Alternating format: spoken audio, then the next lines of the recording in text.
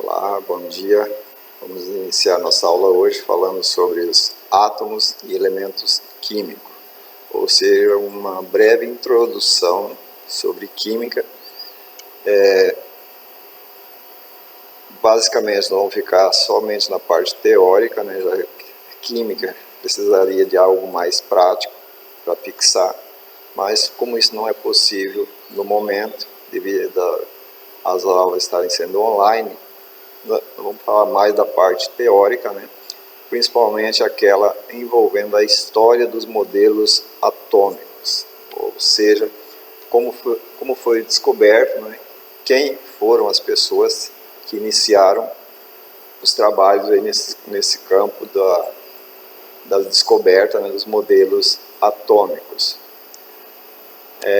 Os modelos atômicos, ou seja, os modelos usados para representar os átomos, são chamados então de modelos atômicos. Só lembrando que átomos e elementos químicos são sinônimos, ou seja, é a mesma coisa. O que muda é que vamos falar bastante aqui sobre a divisão desses átomos, qual a função deles, as cargas positiva, negativa, nêutron, cátion, ânion, tudo isso nós vamos estar falando teoricamente. Quando retornar às aulas, possivelmente a gente vai ver alguma coisa prática, né? Em sala ou mesmo fora da sala. Então, voltando a falar dos modelos atômicos. Eles não são iguais aos átomos, tá? Os modelos atômicos. Eles representam, mas nos ajudam a explicar, por exemplo, alguns fenômenos observados na natureza, como a transformação de substâncias químicas, fenômenos elétricos e muitos outros. Os modelos são aceitos pelo cientista, obviamente, né, como uma possível forma de explicar alguns tipos de fenômenos. No entanto, à medida que novas observações e testes são feitos e novos conceitos e teorias são criados, esses modelos podem ser substituídos ou modificados. Foi o que ocorreu, por exemplo, né, com os modelos atômicos que nós vamos ver nesse capítulo. A teoria atômica e o modelo atômico explicam várias propriedades dos átomos, e a ideia de que toda a matéria é formada por átomos, ela já havia sido proposta há muito tempo, por exemplo, na Grécia. Os gregos foram, digamos assim, os primeiros que começaram a questionar a matéria, né? E como seria essa matéria formada ou constituída pelo que ou por quê. O mais conhecido defensor dessa ideia foi o filósofo grego chamado Demócrito, né, que nasceu por volta de 400 anos antes de Cristo, e ao responder à pergunta de que é formada a matéria, Demócrito afirmou que todos os corpos podiam ser divididos em partículas cada vez menores, até chegar ao átomo, que não poderia mais ser dividido. O átomo seria, portanto, a menor parte da matéria. Muito tempo depois dessa proposição, né, dessa descoberta feita por Demócrito, ou mais precisamente no século XVI, durante o período conhecido como Renascimento, foram realizadas medições e experimentos aí que levaram à hipótese de que a matéria era formada por átomos. Essa teoria ganhou força entre os cientistas e filósofos, como veremos na sequência. O primeiro modelo descrito é chamado de modelo atômico de Dalton, tá? Que foi, digamos assim, descoberto ou descrito, melhor dizendo, pelo cientista inglês John Dalton. Tá? Ele elaborou um modelo atômico para explicar o comportamento dos gases e os resultados das medidas das massas da substância durante as transformações químicas. Então, de acordo com o modelo proposto por John Dalton, os átomos seriam como pequenas esferas invisíveis e que não podiam ser divididas. Essas partículas não poderiam ser quebradas em partes menores, nem criadas ou destruídas, ou seja, Essa era a proposta, na época, feita por John Dalton, esse cientista. E ele também concluiu que toda a matéria é formada pela associação de átomos e que esses átomos não são todos iguais. Cito até, por exemplo, aqui o caso do ferro, né, que é formado por um tipo de átomo, diferente do átomo que se encontra no ouro. Isso foi proposto por John Dalton. Ele concluiu ainda que, em uma transformação química, os átomos que formam essas substâncias se recombinam entre si, dando origem a novas substâncias. Então, essas e outras afirmações formaram aí a teoria atômica de Dalton, ou seja, essa teoria ela explicava uma série de observações, como a compressibilidade dos gases, proporções fixas com que essas substâncias se combinavam, numa transformação química, como veremos no capítulo 8. No entanto, a teoria de Dalton não explicava, por exemplo, como os átomos se ligavam uns aos outros. Quando novos estudos sobre os fenômenos elétricos foram realizados, descobriu-se a existência de partículas menores que o átomo e os cientistas passaram a realizar outros experimentos para propor novos modelos atômicos. Então, a teoria de Dalton, né, ela foi válida por um tempo, porém, a partir das descobertas de novas teorias ou novos conceitos sobre os átomos, a teoria de Dalton, digamos, ficou parcialmente esquecida, apesar de que alguns pontos dela são relevantes e que devem ser considerados. Então, vamos falar agora do modelo atômico de Thomson. Na Grécia Antiga, como já foi falado, né, pedaços de âmbar, que é uma resina fóssil, proveniente de uma espécie de pinheiro, atritados, ou seja, esfregados constantemente em peles de animais, podiam atrair objetos leves, ou seja, pegava esse pedaço de resina, esfregava constantemente sobre peles de animais e isso gerava uma carga elétrica, ou seja, atraindo objetos leves. Alguns séculos mais tarde, a causa dessa atração foi chamada de eletricidade, ou seja, naquele momento eles descobriram essa possibilidade, esfregando essa resina sobre uma pele de um animal e aproximando ela de pequenos objetos leves, né, eles eram atraídos por essa energia. Só que não sabiam eles ainda o que era a eletricidade. Então, esse é um dos fenômenos que podem ser explicados pelo fato do átomo apresentar cargas elétricas positivas e negativas, ou seja, isso fica circulando ao redor do átomo, então ele vai ter carga elétrica e positiva, e elas ficam circulando ali, atraindo objetos com cargas diferentes, tá? Então isso seria essa descoberta dos gregos, né? Passando essa resina fóssil sobre a pele de um animal, havia possibilidade ali de atrair os objetos mais leves para aquela pele. O que eles não sabiam que isso se devia ao fato de gerar, digamos assim, um campo elétrico ao redor com cargas positivas ou negativas, circulando então ao redor dos átomos livres. Por volta de 1897, o físico inglês Joseph John Thomson comprovou a existência de partículas de carga negativa nos átomos, ou seja, essas partículas descobertas por Thomson passou a ser chamada de elétrons. Thomson sabia, por exemplo, que o átomo era eletricamente neutro, ou seja, apresentava carga total nula. Então, como ele descobriu isso, de que o átomo tinha carga neutra, ou seja, nula, como o elétron negativo, ele supôs que deveria haver uma carga positiva no átomo que anulava a carga negativa. Então, o segundo Thomson seria formado por elétrons mergulhados em uma esfera com carga positiva, ou seja, o átomo, de acordo com essa teoria de Thomson, ela seria uma esfera, obviamente redonda, né?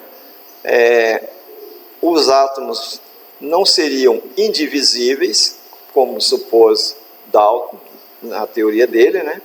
E mais tarde, outros cientistas descobriram os prótons. Então, mesmo supondo que uma esfera poderia ter carga positiva, não foi exatamente o Thomson, né, que descobriu essa, digamos, novidade naquela época com relação aos átomos.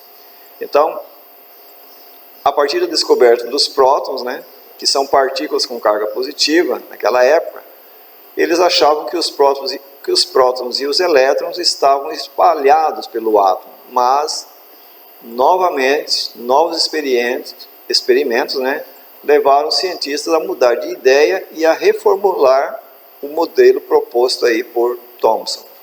Depois dessa descoberta de Thomson sobre os elétrons, veio um novo modelo chamado de Rutherford e Bohr.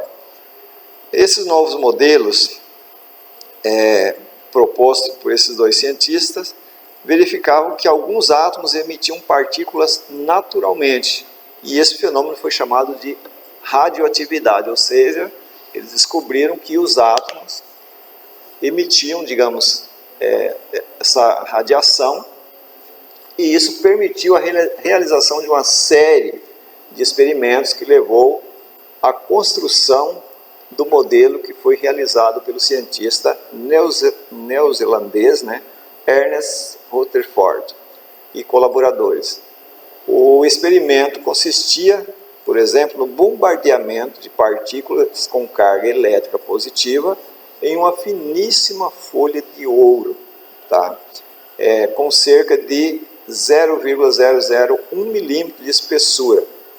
Então, essas partículas eram emitidas por um elemento radioativo, e ele verificou que a maioria das partículas atravessava essa finíssima folha de ouro sem sofrer desvios, mas algumas sofriam grandes desvios, chegando até a ser refletidas. Então, a partir do momento em que eram bombardeadas essas folhas de ouro, finíssimas folhas de ouro, ele percebeu que alguns feixes desses elétrons passavam diretamente pela folha de ouro e outros não. Eles batiam naquela folha e refletiam a radioatividade.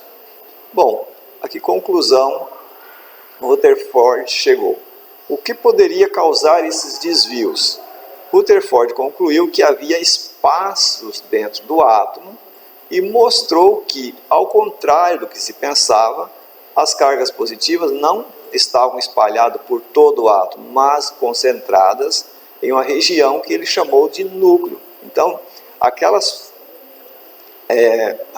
radiação, aqueles elétrons que eram bombardeados e passavam direto, era simplesmente porque eles não atingiam o núcleo do átomo.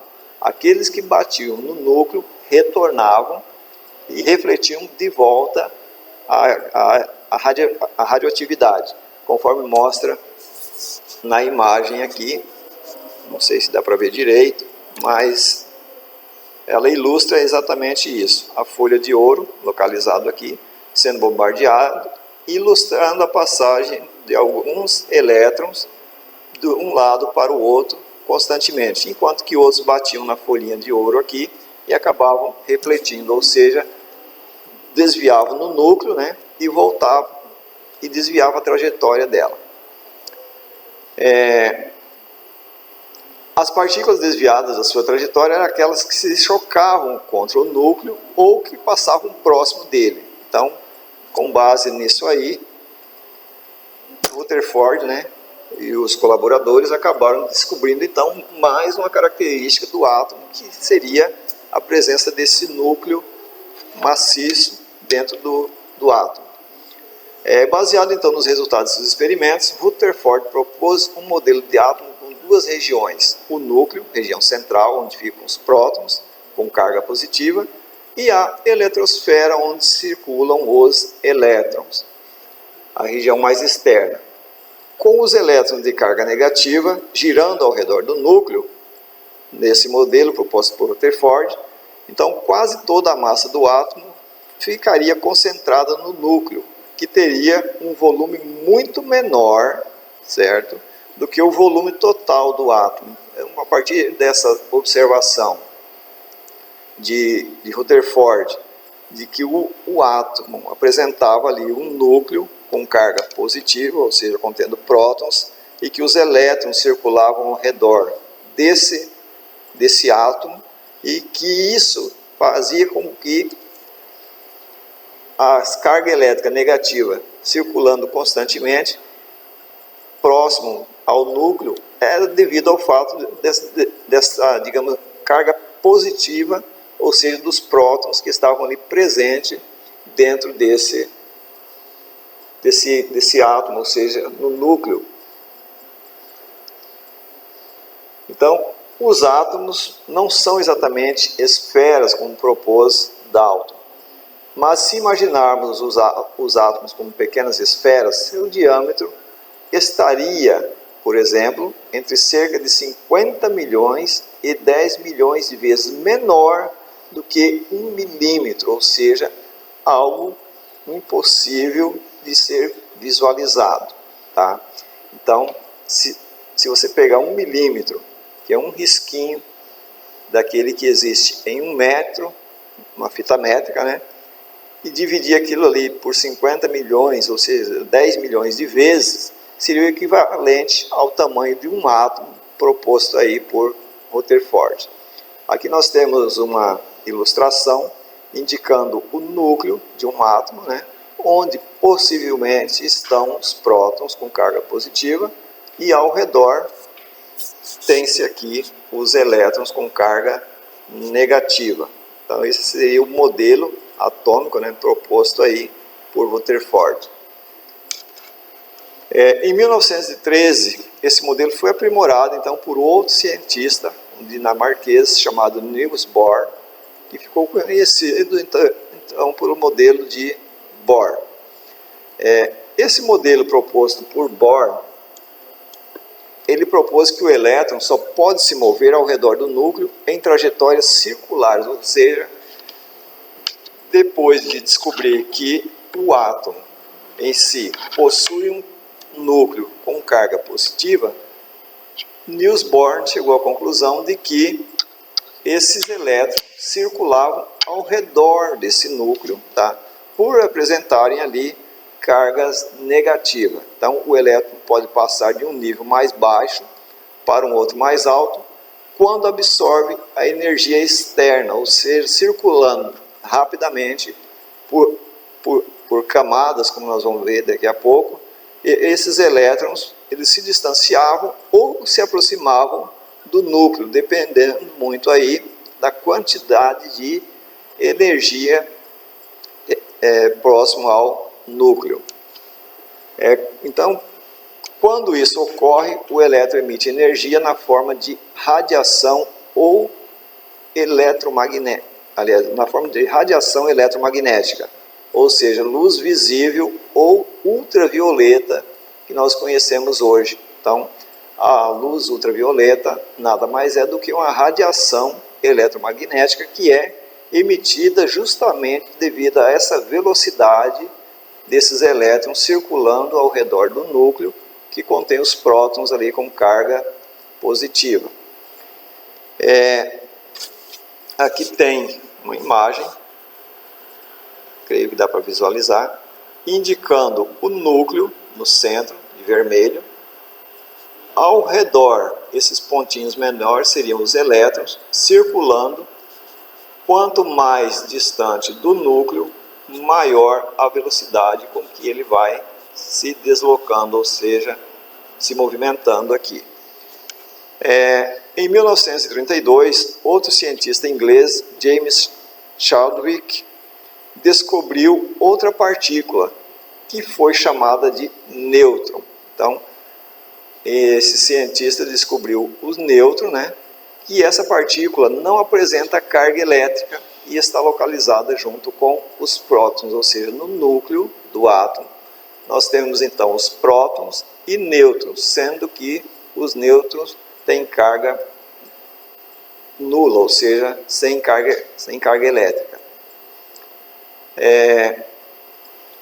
Vamos então resumir que as principais informações sobre o modelo do átomo que vimos até aqui, ou seja, o núcleo do átomo contém então partículas positivas, que são os prótons, partículas sem carga elétrica, que são os nêutrons, e a eletrosfera, que é a região mais externa do átomo, onde estão os elétrons com carga negativa. Então, as três principais partes que contém um átomo são elétrons, prótons e nêutrons, e relembrando que prótons e nêutrons estão no núcleo e que os elétrons circulam ao redor desse núcleo.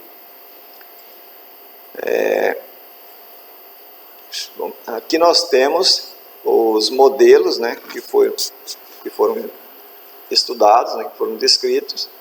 O modelo de Dalton, de Thomson, Rutherford e de Born, ou seja, 4 modelos descritos.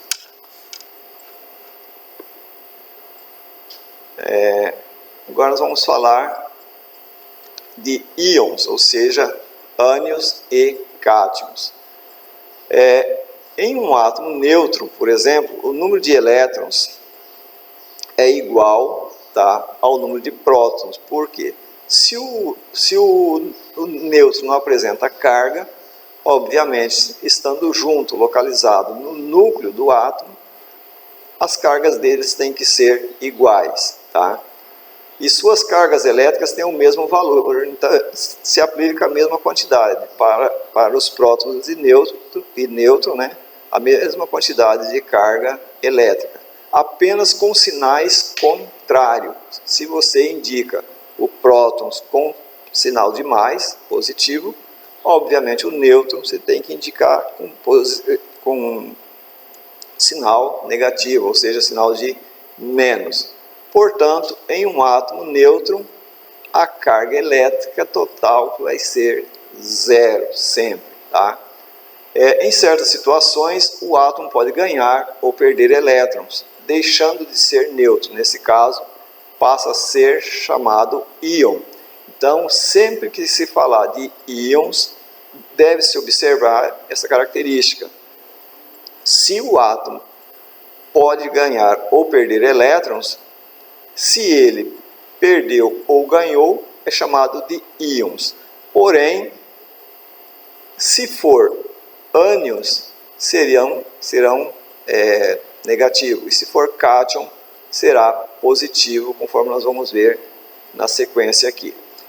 Quando um átomo neutro ganha um elétron, ele fica com carga negativa, ou seja, é formado por ânion, que eu acabei de falar. E quando o átomo neutro ganha um elétron com carga total positiva, ele passa a ser chamado de cátion. Então, tem essa diferença aí. Ânion, carga negativa, e cátion, carga positiva. Porque normalmente, mais para frente, você vão ouvir essas duas palavras constantemente.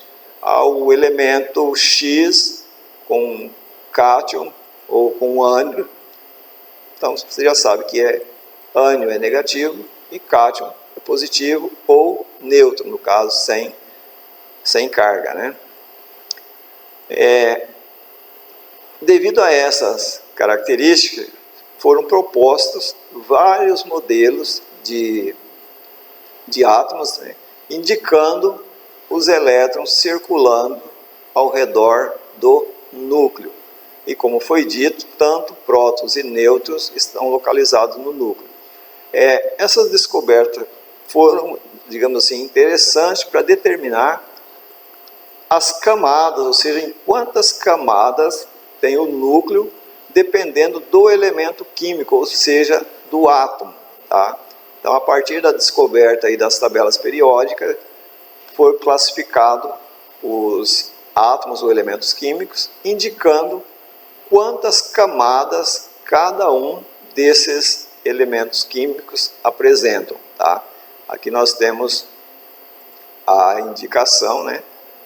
Uma, duas camadas, aqui uma camada, indicando a quantidade de elétrons circulando na camada mais externa e também na camada aqui mais próxima ao núcleo, tá?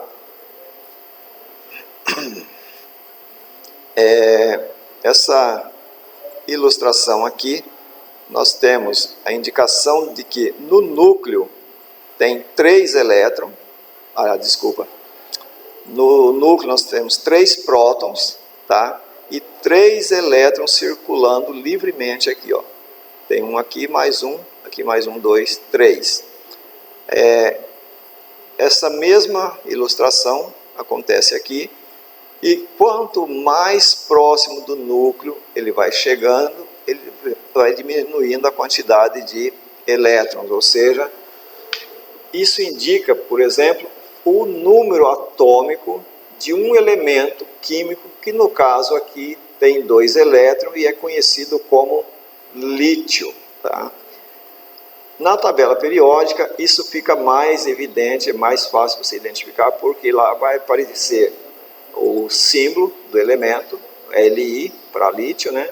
E o número atômico dele, ou seja, o número 2. Então, 2 elétrons livres circulando, que no caso seria a indicação do lítio. Depois nós temos aqui um outro exemplo. Como eu disse antes, é mais fácil visualizar isso quando você está em sala, mas aqui também dá para entender. Como eu disse agora há pouco, cada elemento químico ou átomo, ele tem uma quantidade de elétrons circulando ao redor do núcleo. Esses elétrons circulando aqui representam a massa do elemento químico, ou seja, o número atômico. Então, no caso específico aqui do flúor, ele vai ter um número atômico 9. Por que 9? Se você contar os elétrons que estão circulando aqui, você tem 1, 2, 3, 4, 5, 6, 7, mais 2 na camada mais interna, formariam então 9 elétrons livres. Essa distribuição é feita dessa forma para indicar a quantidade de elétrons circulando.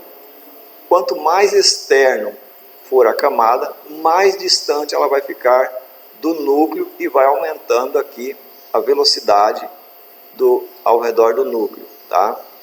Então, na tabela periódica, mais para frente, nós vamos ver isso, de que o flúor vai aparecer lá F9, ou seja, indicando esses 9 elétrons que estão circulando aqui próximo do núcleo. Número atômico e número de massa, tá? Os átomos não são todos iguais, exatamente porque cada um deles vai apresentar um número atômico diferente, conforme eu falei agora há pouco do flúor, né, que tem 9. Os átomos que formam uma barra de ferro puro, por exemplo, são diferentes daqueles que formam uma chapa de ouro puro ou de alumínio. O gás hidrogênio é um outro exemplo de substância formada por um tipo de átomo diferente daquele que forma o ferro. Então, cada átomo ou cada elemento químico ele apresenta uma característica própria, ou seja, é constituído por átomos, digamos assim, diferentes, tá? Como foi falado aí do ouro, do ferro, do alumínio e do hidrogênio. Mas o que os torna diferentes? Há uma diferença entre esses átomos que explica muitas das suas propriedades químicas, ou seja, o número de prótons, aquela carga positiva que está lá no núcleo, tá? É que vai mudar as propriedades ou características físicas de todos os elementos químicos. Então, por exemplo, o átomo de hidrogênio ele tem um próton. O átomo de ferro ele tem 26 prótons. O átomo de alumínio ele tem 13. O número de prótons ele é importante na identificação do átomo, ou seja, esse número é chamado de número atômico e é representado pela letra Z. Então, voltando no que eu falei antes lá sobre o flúor, o número atômico do flúor seria F9, porque, voltando aqui, ele tem 7 elétrons circulando nessa camada externa e mais 2 interna aqui. Então, seria representada por F9, símbolo do flúor, ou por Z9, que é o número atômico, tá? Então, Z representa o número atômico. Todos os átomos com o mesmo número atômico, isso é, com o mesmo número de prótons, pertencem ao mesmo elemento químico. Então, por exemplo, se pegar um elemento químico qualquer, vamos imaginar que o alumínio e o fósforo apresentam, isso hipoteticamente falando, né, apresentassem ali a mesma quantidade de prótons, ou seja, lá no núcleo deles as cargas positivas, se fossem iguais, elas pertenceriam ao mesmo elemento químico, ou seja, não haveria diferença entre eles, a não ser no símbolo e função, tá? E tem propriedades químicas iguais. Então, por exemplo, todos os átomos que contêm um próton pertencem ao elemento químico hidrogênio, tá? E a mesma regra se aplica aos demais elementos químicos existentes. Por exemplo, em uma barra de ferro puro, todos os átomos que compõem contêm número atômico 26 e apresentam as mesmas propriedades químicas, tá? A soma do número de prótons ou número de elétrons de um átomo é chamada de massa atômica. Na tabela periódica é fácil visualizar essa soma, ou seja, aparece lá o número de massa destacado e o número atômico do indivíduo. Então, a somatória dos prótons no núcleo com o número de elétrons circulando ao redor desse núcleo, ou seja, de um átomo, né, ela é chamada então de número de massa e que é representado sempre pela letra A.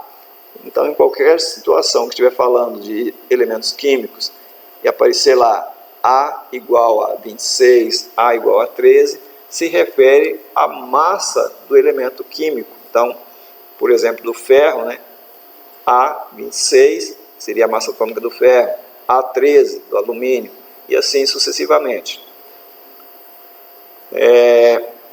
Como o número atômico representado pela letra Z e o número atômico de nêutrons pela letra N, poderia se escrever essa razãozinha aqui, A, que é igual a Z mais N, ou seja, massa que é igual número atômico, no caso, né? A que é igual ao número atômico, que é igual a Z, que é o número de prótons, mais N, que seria os nêutrons. Aí nós temos aqui embaixo um átomo de ferro cujo símbolo é Fe, por exemplo, tem 26 prótons e 30 nêutrons. Aqui basta fazer a somatória, você teria o A, né, que indica o número de massa, tá? que nada mais é do que a somatória dos prótons e dos nêutrons localizados lá no núcleo. Então você teria aqui 26 indicando a quantidade de prótons e 30 a quantidade de nêutrons, tá?